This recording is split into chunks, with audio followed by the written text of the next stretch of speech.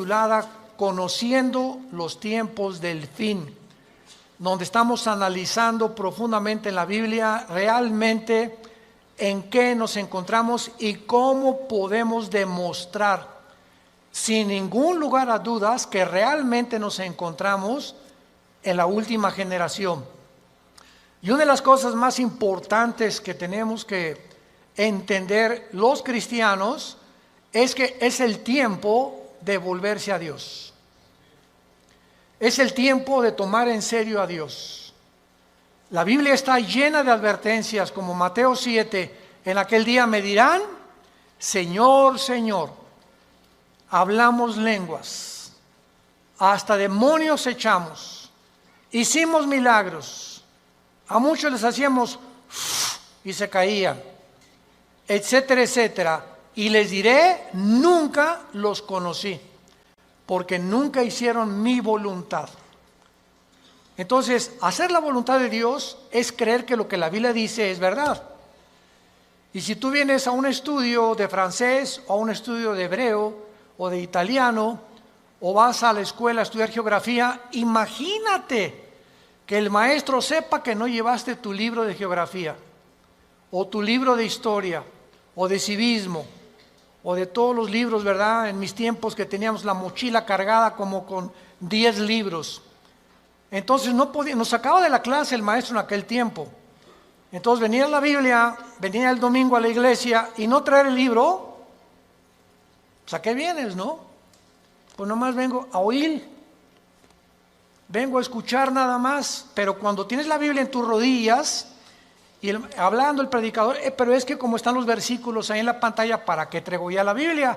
Porque si no la aprendes a manejar, a ver el libro de Amós, me voy al índice, Amós página 1195, la busco rápidamente y me doy cuenta que comienzo a manejar mi Biblia y comienzo a descubrir dónde se encuentran en el Antiguo los Salmos, que está a la mitad de la Biblia, los Proverbios, el Apocalipsis, y no andas buscando Génesis en los Evangelios. Entonces, esta es la razón por la cual el cristianismo se encuentra como se encuentra. Ahora, fíjense ustedes la segunda prueba. Si mañana yo le pregunto a cualquiera de ustedes que no trajo la Biblia hoy, ¿me puedes hacer llenar una hoja tamaño carta en un resumen de lo que oíste ayer en la conferencia? No llenan ni la mitad de la hoja. Porque es más difícil recordar que estar escribiendo o tomando notas o estar en contacto con la Biblia o con el libro de geografía o de historia o con la materia que tengas que escuchar. Cristianos, familia de Dios, pónganse las pilas. Ya. Ya estuvo suave solamente de venir a calentar una silla el domingo sin tener en cuenta las grandes responsabilidades que tenemos como hijos e hijas de Dios. En la Biblia encontramos dos patrones que nos muestran claramente que Dios tiene en su plan cósmico de los tiempos cronología, porque dice yo soy el primero, yo soy el postrero, desde el principio hasta el fin.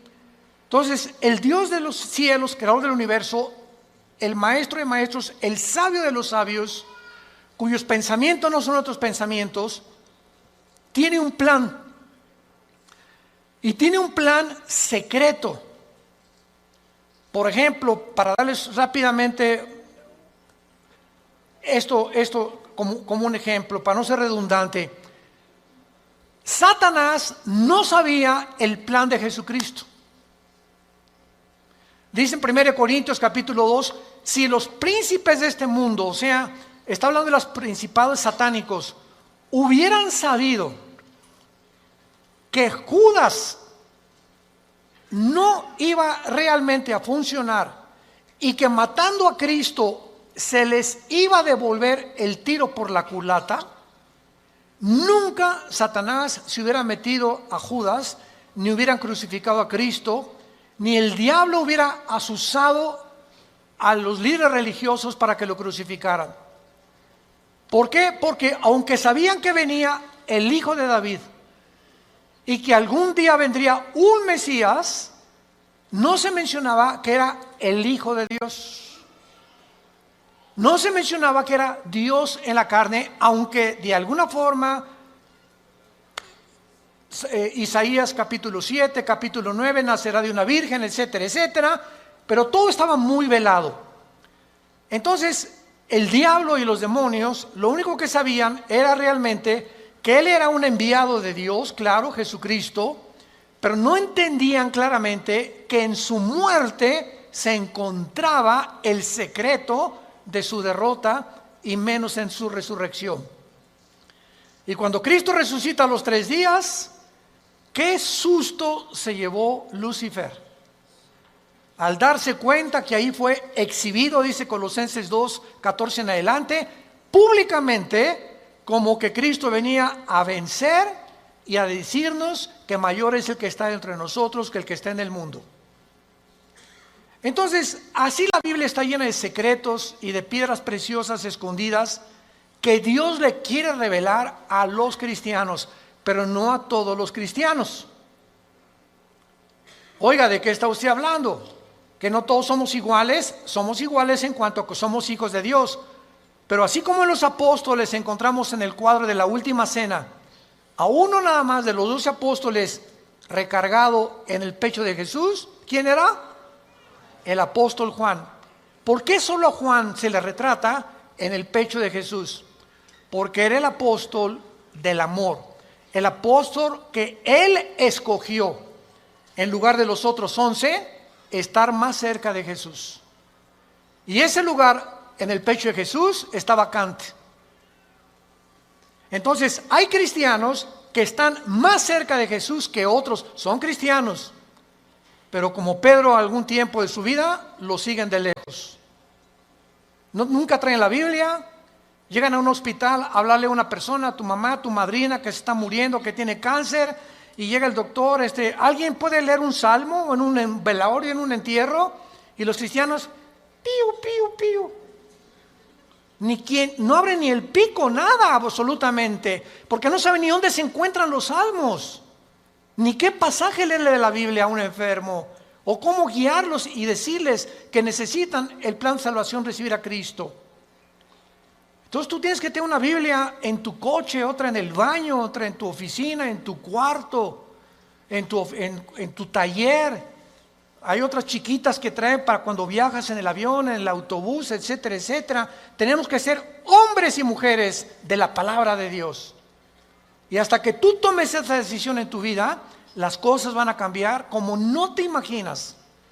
Porque serás fortalecido como un árbol plantado junto a corrientes de agua, que da su fruto a su tiempo, su hoja no cae, y todo lo que hagas, escúchame bien, todo lo que emprendas, prosperará. Porque el fruto de nuestra prosperidad y nuestras bendiciones vienen de nuestro contacto con este libro. Muy bien, dentro de la cronología del plan de Dios, Dios le dio a Israel la semana de 7 días, 6 días de trabajo por uno de descanso, y al mismo tiempo que Dios creó en 6 días el universo, el 7º de descanso, Dios dice en el Salmo 90, en Primera de Pedro, que para Dios un día de 24 horas es como 1000 años. Con mucho cuidado, síganme. Entonces, estos 6 días de 24 horas, Dios le da a Israel semanas de años también. En otras palabras, bíblicamente, la historia del ser humano, desde Adán hasta que venga Jesucristo en su segunda venida, tienen que pasar 6000 años. Por ahí ya vamos bien. No puede pasar más tiempo porque es el tiempo exacto de Dios. 6000 años. Ahora, ¿cómo estamos contando nosotros los años a través de la historia? El impacto de Jesucristo en la historia ha sido tan grande, señores historiadores, maestros, sociólogos que nos visitan, ateos, escépticos y agnósticos. La historia la contamos desde antes o después de Buda. Antes o después de Mahoma, ¿Antes o después de Zoroastro? ¿Antes o después de Mahatma Gandhi? Antes y después de Cristo y después de Cristo. Es tan grande el impacto de Cristo que divide la historia. Es tan grande que se celebra su nacimiento en Navidad y en Semana Santa su muerte. No hay otro personaje en la historia que haya impactado tanto al mundo como la vida de Jesús de Nazaret. Ahora, este impacto de Jesucristo en la historia nos muestra que no sabemos cuándo nació. Muchos dicen que nació entre el año 6 o 7 de nuestra era cristiana, no en el año 1. Porque de Cristo a nuestros días tienen que pasar, ¿cuántos años? 2000 años. A ver, vamos por orden. De Adán a Abraham pasaron 2000 años.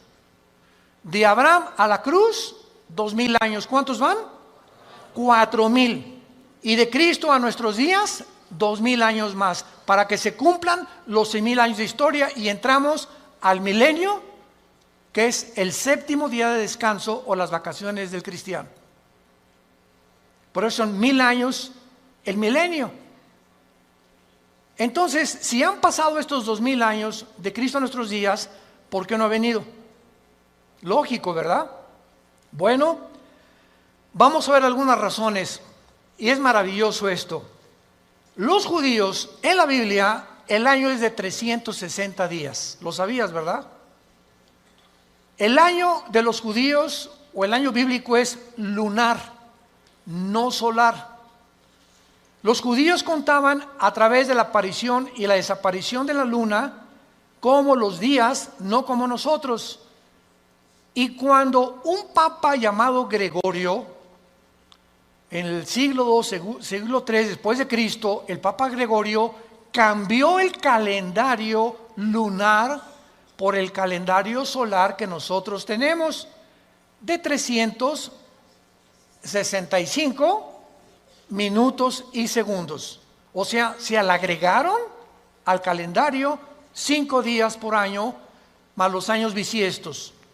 Entonces, aquí hubo un desajuste, porque cuando llegaron los romanos en el año 70 después de Cristo, de que él murió, y finalmente en el año 135 después de Cristo, cuando ya arrasaron con Jerusalén, todos los libros de la Torá y los libros del judaísmo, donde tenían ellos la cronología y la contabilidad de los años desde Adán a nuestros días, de acuerdo a las genealogías de la Torá, desaparecieron.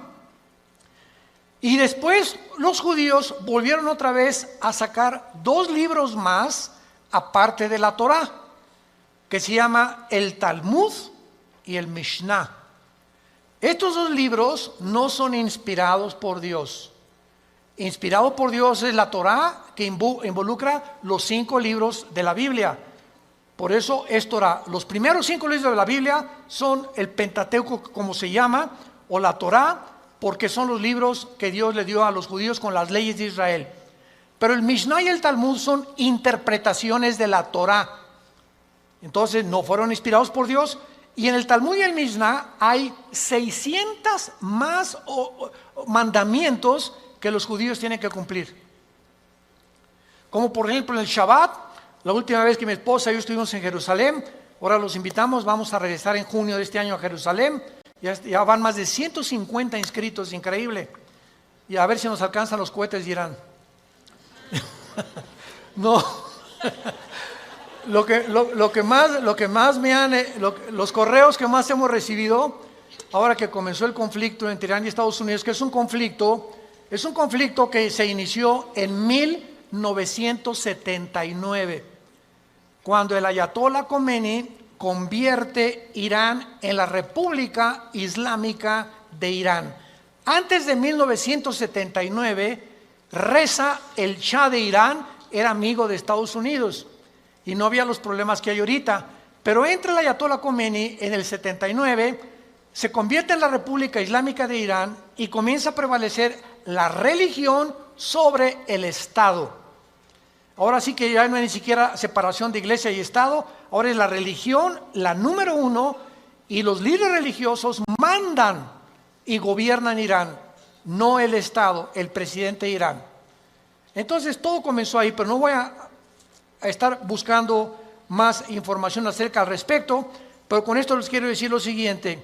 Desde ese tiempo Irán se convierte en una nación que ha financiado el terrorismo, es declarada la número uno del terrorismo por financiar a un grupo que se llama Hezbollah. Hezbollah significa el partido de Dios, que está financiado por Irán y tiene sus bases en el Líbano. Después Irán comienza a financiar a Al Qaeda, después comienza a financiar a Hamas de la Franja de Gaza y comienza a tratar de levantar grupos para tratar de destruir la nación de Israel.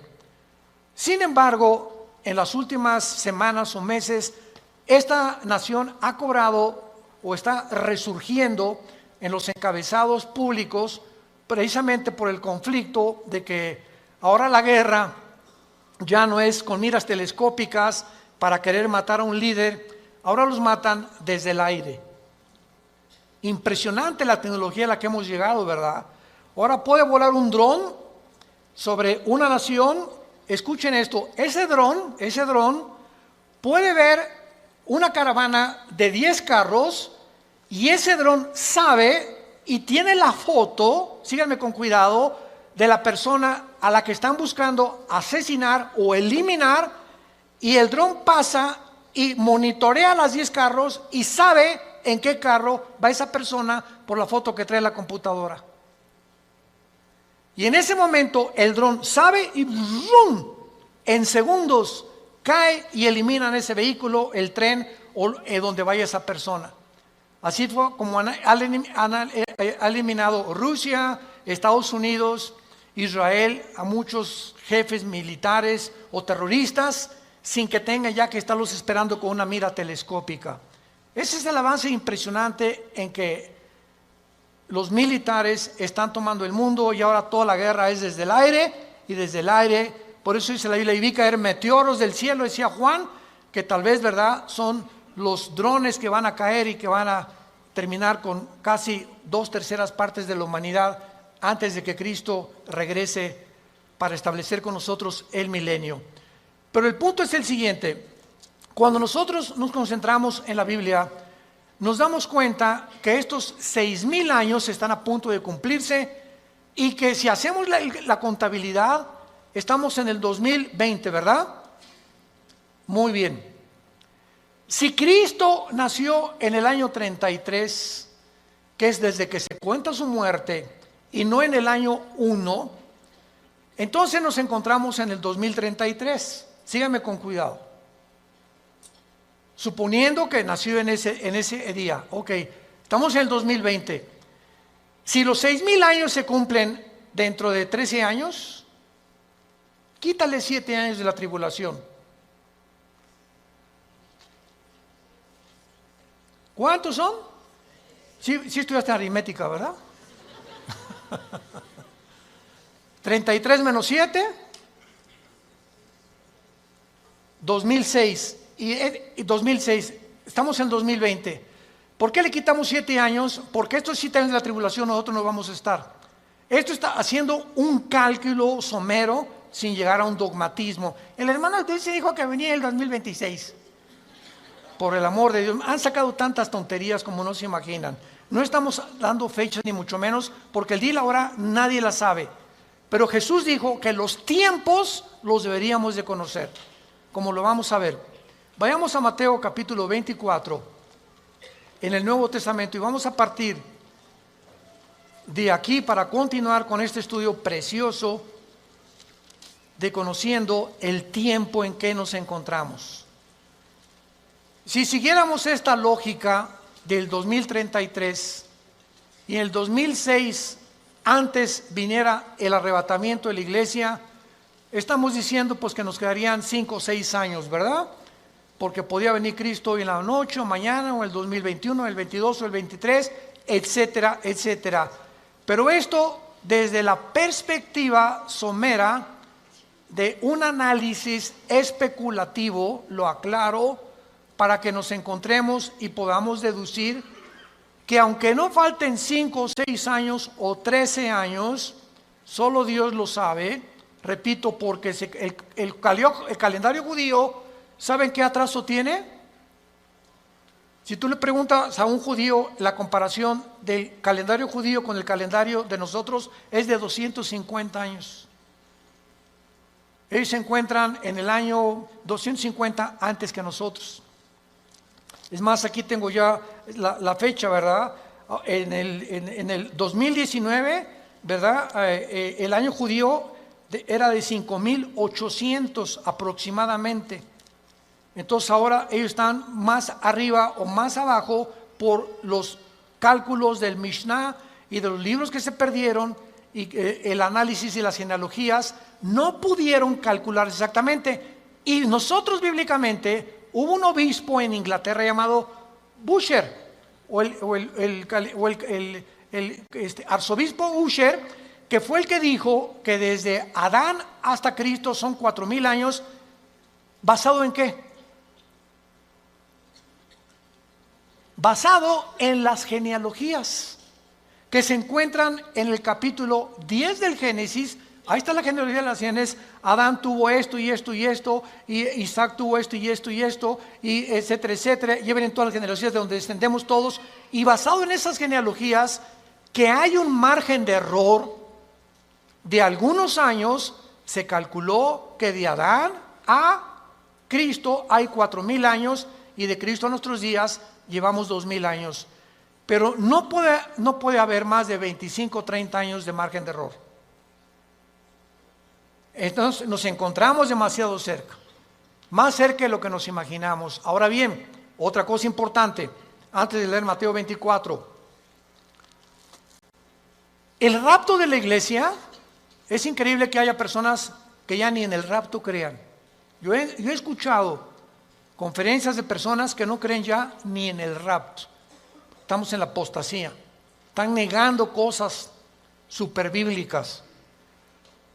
Si el rapto de la iglesia comienza con la firma del anticristo, autorizando la reconstrucción del templo judío, en el momento que el anticristo confirme Daniel 9, 24 al 27, especialmente el 27, y firme, los judíos tienen derecho a habitar en paz sin que nadie los moleste por 7 años y pueden reconstruir su templo, ahí, ese día, ese minuto, esa hora, comienza los últimos 7 años que se conocen como el tiempo de angustia de Jacob, el día de la ira de Dios o de Jehová, y el Nuevo Testamento, segunda de Tesalonicenses capítulo 2, 3 y 4, el día del Señor.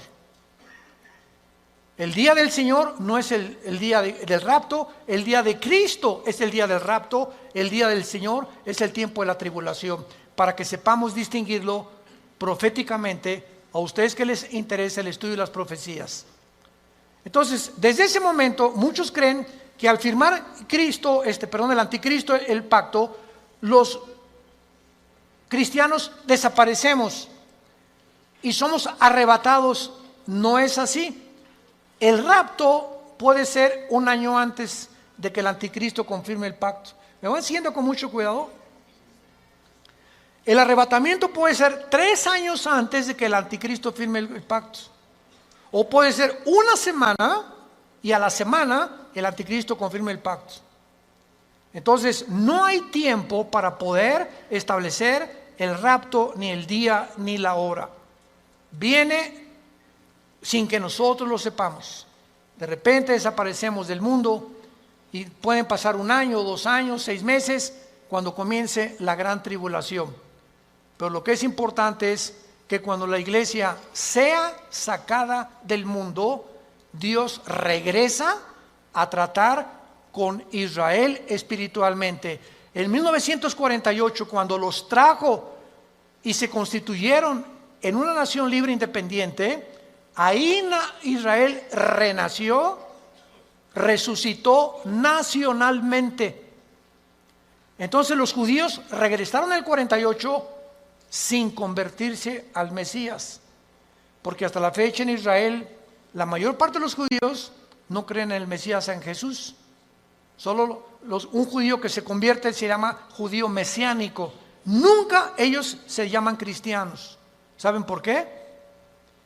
Porque cuando oyen la palabra cristiano, los judíos asocian el cristianismo con la Iglesia Católica.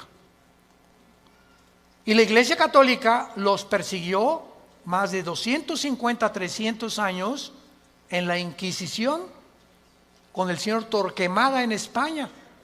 Y a los judíos que no querían aceptar a Roma como la salvación, los torturaron, los quemaron, los abrieron de piernas, a las mujeres les sacaban el bebé del vientre, hicieron terribles cosas que Hitler parecería Pinocho con lo que hicieron los nazis.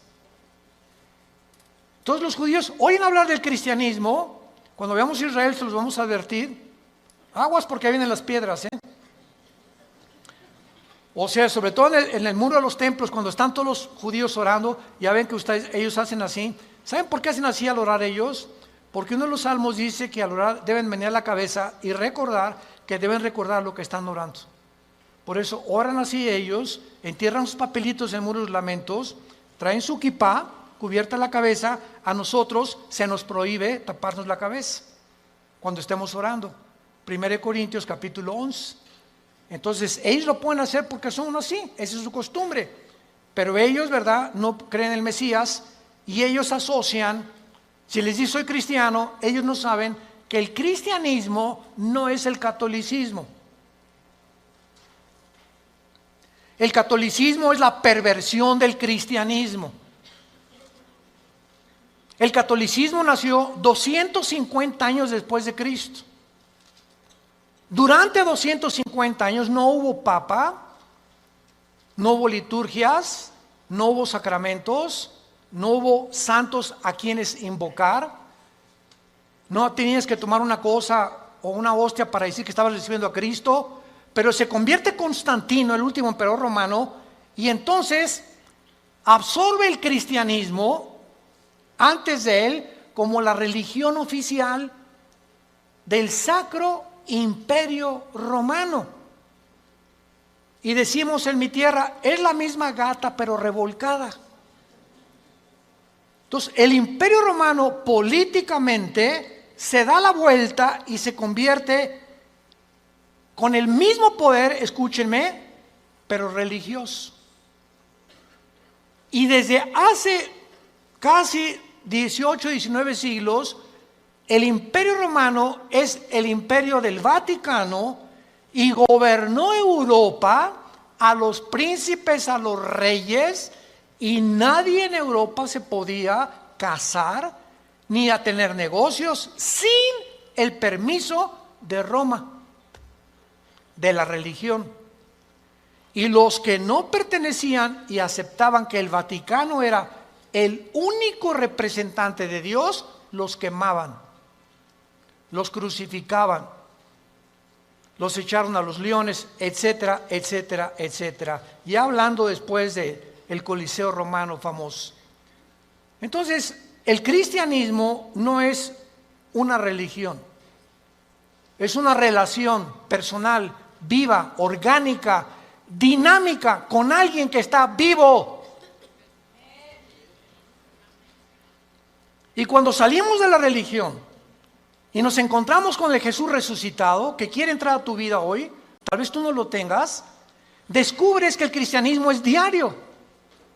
Y lo vives diario. Te levantas y tienes tu Biblia. Te acuestas y tienes tu Biblia. Oras por tu familia, oras por tu esposa, oras por los alimentos. Comienzas a asociarte, tienes una comunión con Dios diaria. Por eso se compara con el matrimonio, el cristianismo.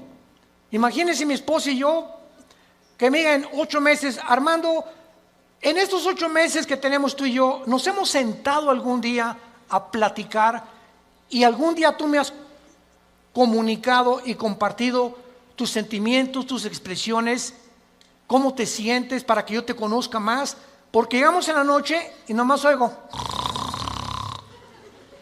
y te volteas para el otro lado, te vas a trabajar durante todo el día. Es más, nos vamos a un seminario de matrimonios, que es donde nos encontramos otra vez, o de vacaciones, y no nos hablamos, tú con el periódico. Yo no te conozco, tenemos 30 años de casado y no te conozco, eres un desconocido para mí, eres una desconocida para mí.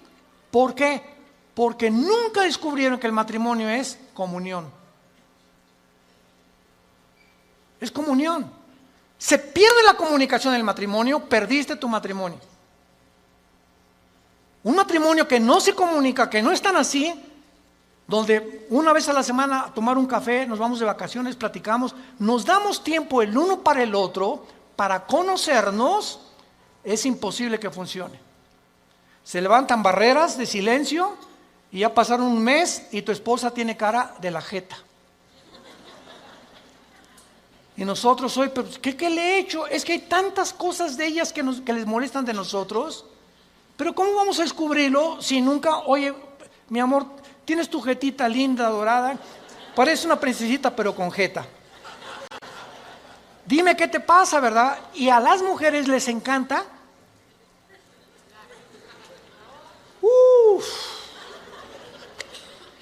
Porque no son como nosotros. Pueden hablar 5 horas, 6 horas con sus amigas, con lo que sea, y se despiden y en el teléfono siguen hablando y desde el carro siguen platicando, etcétera, etcétera.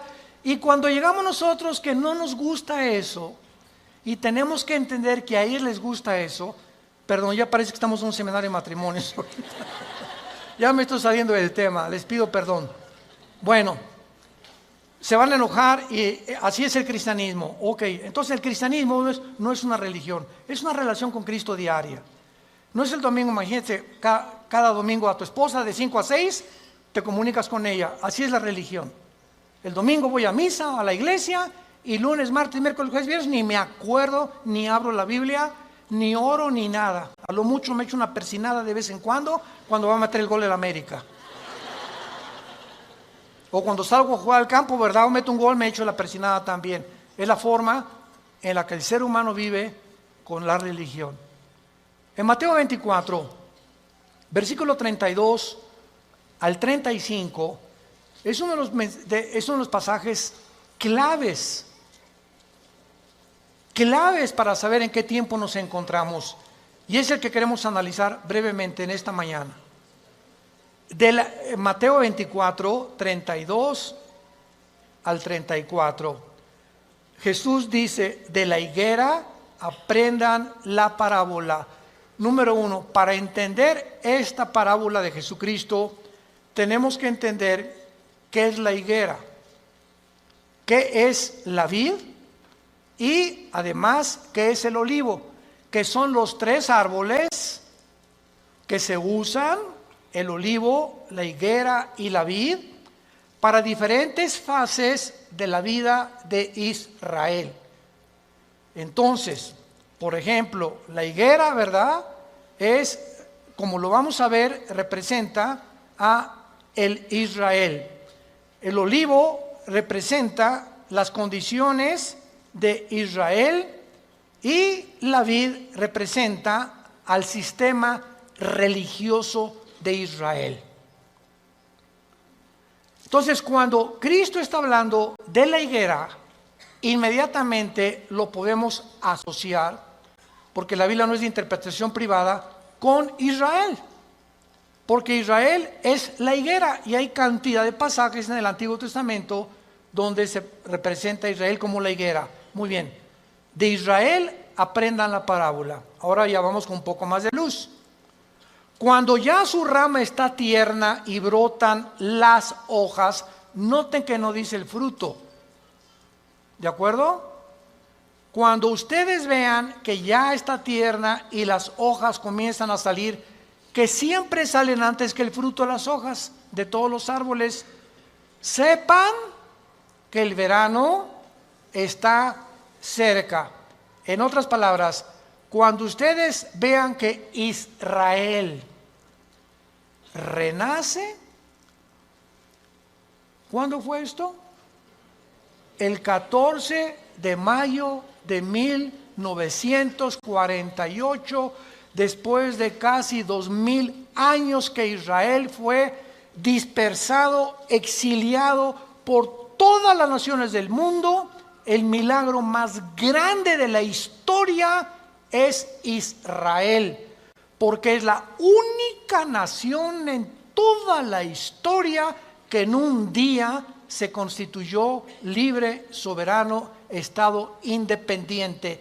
Nunca en la historia nadie había podido levantarse o formarse como una nación, porque las naciones necesitan una constitución, necesitan o una república, o qué ideología vamos a tener, o muchos años para que se forme una república como México, Revolución Mexicana, y Pancho Villa se pelea con Zapata, en el norte, Zapata en el sur, se juntan, matan a Álvaro Obregón, viene la revolución, todos los Porfirio Díaz y todo lo que pasó, y poco a poco se va formando una república, y viene la constitución, etcétera, etcétera.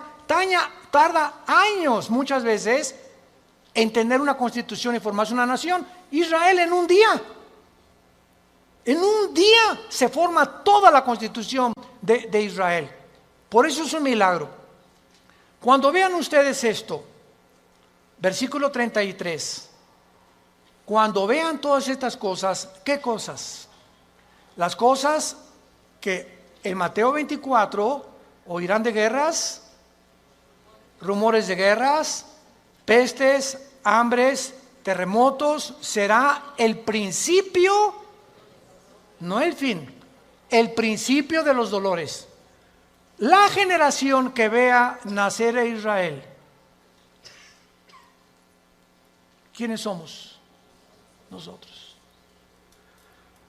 Los que han nacido entre 1946 a nuestra fecha se llaman los baby boomers. Ahorita creo que le llaman los millennials, ¿verdad? ¿O cómo les llaman, Caleva? Los de millennials. Ya tantos nombres, ya yo creo que le llaman los cibernéticos.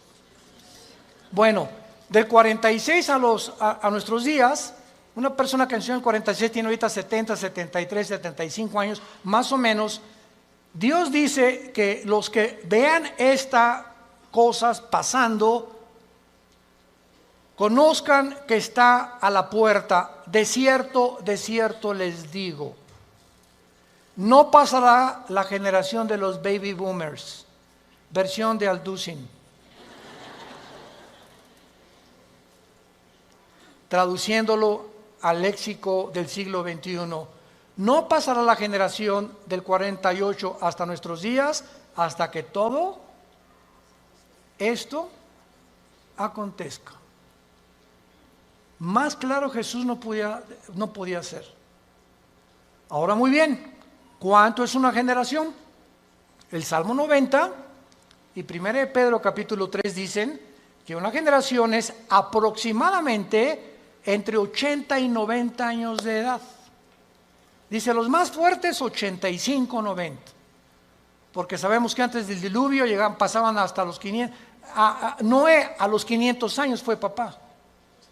¿Se imaginan? Matusalem a los 969 años es el personaje más grande que ha vivido, más que tu abuelito y el mío. Matusalem, 969 años. Viene el diluvio, cambió todo. ¿Y saben por qué se redujo la edad? Porque si Dios nos hubiera dejado vivir más tiempo, ya nos hubiéramos matado como las ratas. ¿De qué estoy hablando? Agarra un cuarto de 5 metros por 5 metros y mete 50 ratas. Van a vivir un mes. Redúcelo a la mitad. Van a vivir 15 días porque se matan más rápidamente. Y mientras más lo reduzcas, más rápido se muerden unas a otras. Mientras más grande el espacio, más tiempo viven. Entonces, así nosotros, Dios tiene que reducir más y más nuestra vida, porque mientras más querramos vivir, si así con 80, ahora imagínense que Dios nos hubiera concedido que viviéramos más tiempo. Entonces, por la misericordia de Dios, se redujo la vida en los más robustos, 85, 90 años. En el caso de mi familia, mis abuelos maternos de 97, 95 años murieron.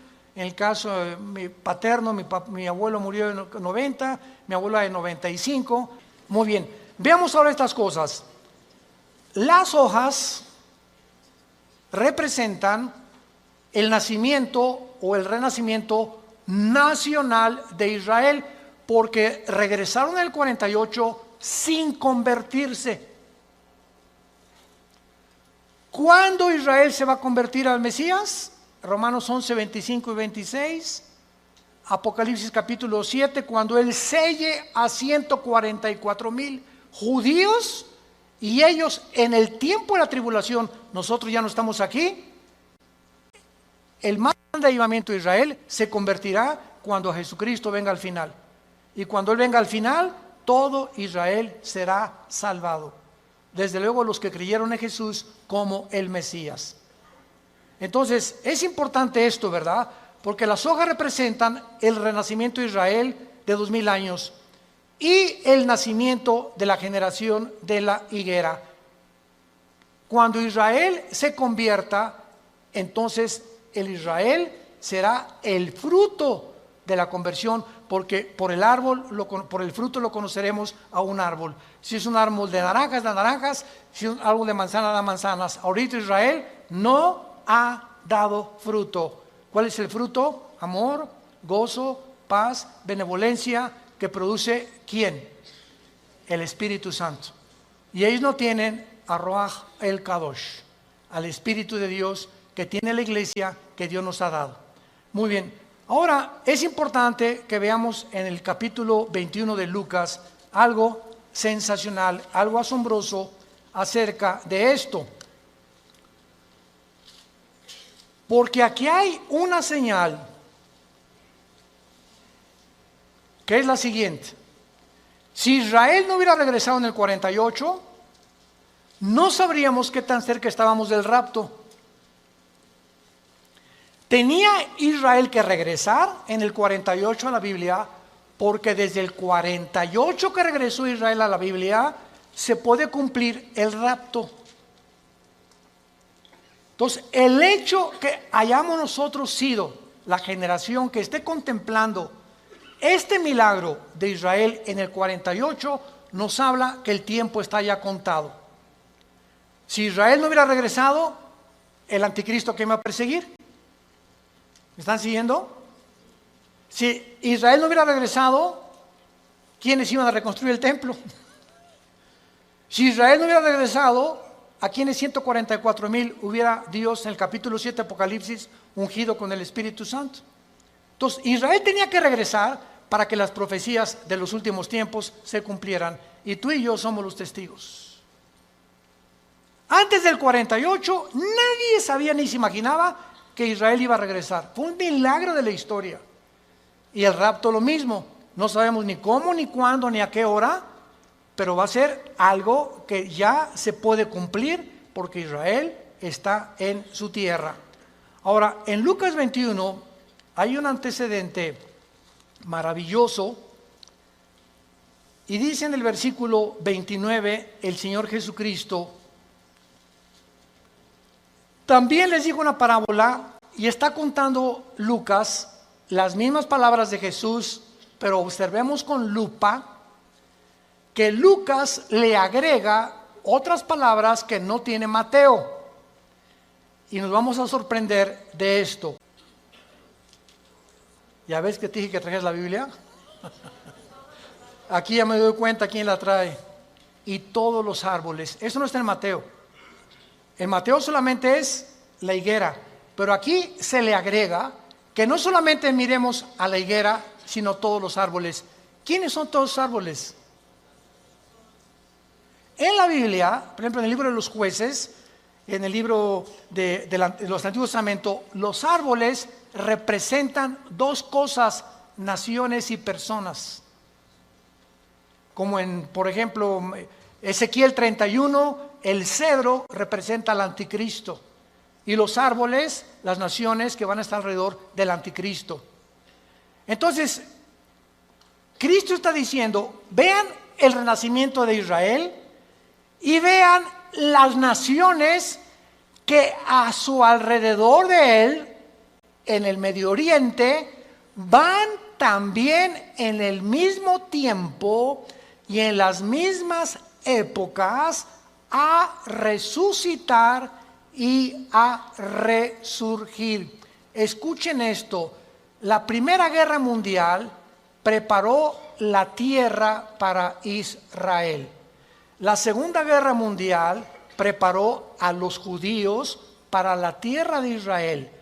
Pero para que Israel regresara a la tierra y para que las profecías se cumplieran, antes de 1925-1930 no existía el Medio Oriente.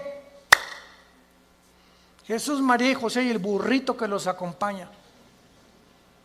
Las naciones que se encuentran ahorita en el Medio Oriente no existían antes de 1930. Escuchen ustedes lo siguiente. Estos árboles son las naciones que surgieron en el mismo periodo.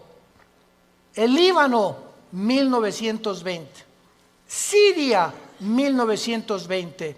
Turquía, el Imperio Otomano turco sale y Turquía se convierte en una nación.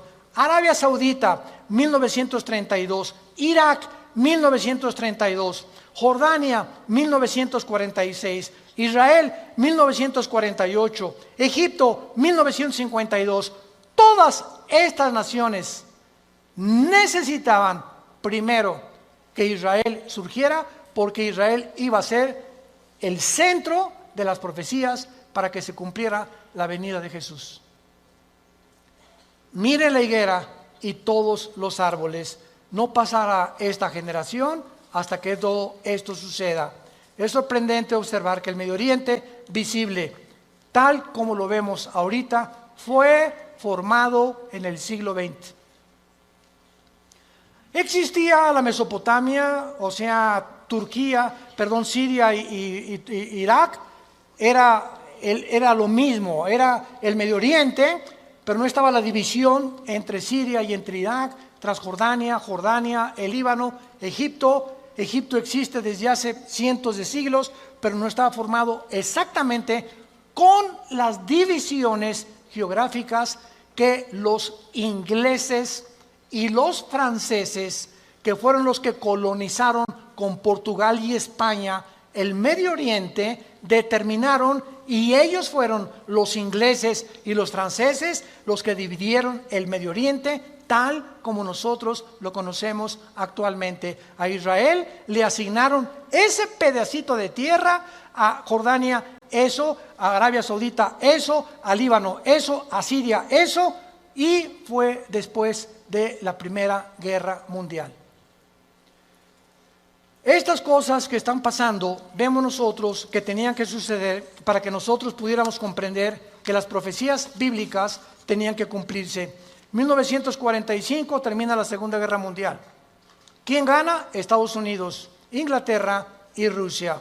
1957 se firma el Tratado de Roma, donde Jacques Delors, francés, Europa, unámonos, porque la unión hace la fuerza y Europa tiene que tener una moneda, tiene que tener una constitución, tenemos que unirnos todos. 1967, la Guerra de los 6 días.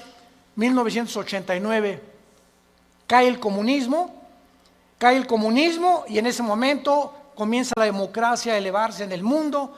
1992, el Tratado de Maastricht forma la Unión Europea. En el 2016, Inglaterra dice a la Unión Europea, ahí nos vemos el Brexit. Los ingleses no quieren someterse al euro, quieren mantener su independencia con la libra inglesa, esterlina, y ellos quieren tener su propio gobierno, no quieren pagarle los impuestos a la Unión Europea. Y estos acontecimientos tenían que suceder en Israel del 48. Las Naciones Unidas, la Unión Europea, el Mercado Común Europeo, el Fondo Monetario Internacional, la OTAN, la OPEP, todo tenía que formarse después de Israel. ¿Para qué? Para preparar el camino a las profecías que tenemos aquí de los últimos tiempos, y todos estos eventos han sucedido ante nuestros ojos para que sepamos que los cascos del Apocalipsis se escuchan en el cielo. ¿Qué es el 2021? Violencia, incendios en Australia, más de 1.000.000.000 de especies, ¿me escuchaste bien?, de animales han muerto en Australia. 1.000.000 de especies casi en las Américas de animales. Y estamos involucrando también a delfines, ballenas, tiburones y peces. Incendios en California, incendios en otras partes del mundo, inundaciones, tsunamis, cambios de clima, ya no hay primavera, ya no hay verano, huracanes devastadores, cada día con más fuerza, grado 3, grado 4, etcétera, etcétera. Nos encontramos en un mundo convulsivo políticamente. ¿Qué será? ¿Será melón? ¿Será sandía? ¿Comunismo o socialismo? ¿O autocracia? ¿O monarquías otra vez? ¿O una oligarquía? ¿O qué sistema? No, vamos a mezclar mejor ya. Comunismo con capitalismo como China. O socialismo pero también con capitalismo. Y es una ensalada del chef en las ideologías gubernamentales y filosóficas, porque el mundo ha llegado a su fin. Ningún sistema ha funcionado, el comunismo cayó, fue un fracaso, se vuelve a desenterrar al mismo muertito, porque la historia nos enseña que el hombre no aprende de la historia. Y cometemos los mismos errores, porque usted es la generación de los milenistas o milenios, o ¿cómo les llaman? Cibernéticos les llamo yo, ¿verdad? No han experimentado lo que nuestros padres en la Segunda Guerra Mundial, lo que se sufrió, y ahorita el pasado ya no existe para ustedes. Ahorita solamente la computación y esto dinero, y qué carrera es la que más dinero produce, y por acá y por allá, y somos movidos por una ambición, una especulación, una comercialización de todo en todas las cosas, porque el mundo se dirige al comercio. ¿Sabían ustedes eso? El anticristo va a establecer un sistema de comercio en Medio Oriente que va a ser el Plaza Galerías más grande del mundo, en Irak, donde nació tu madrina. Y cuando nosotros veamos estas cosas, nos damos cuenta que el mundo se encuentra en un precipicio, que nos queda muy poco tiempo. Yo te pregunto, ¿tú eres cristiano? Si me contestas que sí, te hago la segunda pregunta. Desde que tú te convertiste, ¿has guiado a alguna persona a recibir a Cristo en su vida? ¿O eres de las personas que estás en el hospital con tu madrina muriéndose? Pastor, ¿puede venir a hablarle a mi esposa de Cristo? ¿A mi madrina? Oye, entonces, ¿que tú no le puedes dar un versículo de la Biblia o compartir el plan de salvación? ¿No sabes cómo guiar a tu madrina en agonía a que reciba a Jesucristo en su cama? Tienes que recurrir al pastor. Se murió, ¿puede venir al funeral para predicarles de Cristo? ¿No lo puedes hacer tú? Claro que vamos, porque es nuestra responsabilidad de los pastores. Pero ojalá que se levantaran más familias ya con un liderazgo, con la convicción profunda de que es lo más importante que el ser humano pueda tener, regresarse a Dios y pedirle perdón por tus pecados. ¿No lo quisieras hacer tú en esta mañana? ¿No quisieras tú considerar ante los acontecimientos que nos rodean que verdaderamente necesitas a Dios? Que tú no puedes ya seguir jugando a la matatena con el cristianismo, ni creyendo o engañándote, que es peor. Porque una persona engañada no sabe que está engañada porque está engañada. Entonces, para que alguien sepa que está engañado, tiene Dios con la Biblia que decirle: estás mal. Tú crees que eres, pero no eres más que un pobre, desventurado, miserable y desnudo pecador que tiene necesidad. Que unja tus ojos con colirio, como la iglesia de la Odisea en Apocalipsis capítulo 3, y que tengas una relación conmigo todos los días. Que te levantes en la mañana y lo primero que hagas: mi alma tiene sed de Dios. Como el siervo clama por las aguas, mi alma tiene sed de Dios. ¿Hay esa pasión por Dios en tu vida? ¿Buscas a Dios con todo tu corazón? ¿Vienes al domingo y ya traes tu Biblia? ¿Ya te cayó el 20? ¿Realmente estás convencido que esto es lo que realmente Dios quiere para tu vida? Despiértense, porque el día está amaneciendo y tenemos que recurrir a las promesas de Dios para saber que no todo el que me dice Señor, Señor, sino el que hizo